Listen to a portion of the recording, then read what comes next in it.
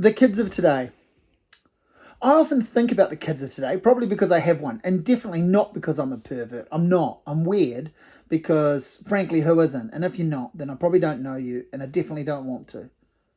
But I'm not weird in a kinky way. No kinks, apart from in my record collection.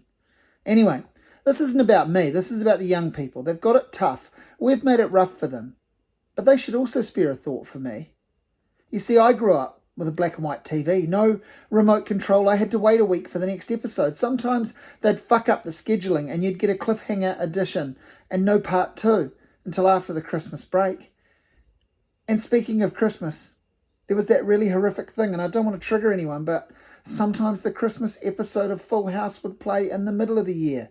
And it was confusing as fuck. For 23 minutes, you'd be thinking that Christmas had come early, and also it was bloody snowing.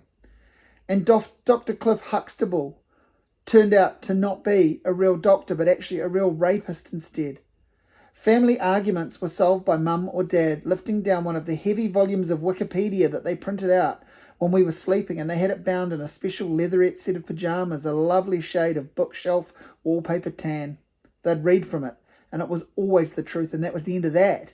The end of the entry was the end of it all. It was how things were and all they needed to be. Your family doctor was a god.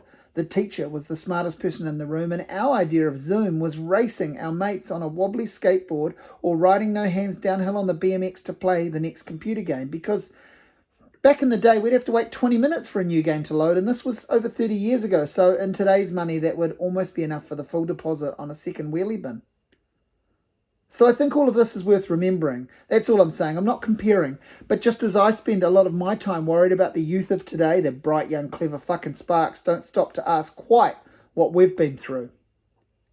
We all have our Andy Dufresne stories of wading through rivers of shit. I alone have seen Ben Harper in concert 3 fucking times. I've heard every album by U2. I'm still stuck in my river of shit. I'm not trying to be petty, but like Tom said, the waiting is the hardest part. And I'm still thinking about the kids of today.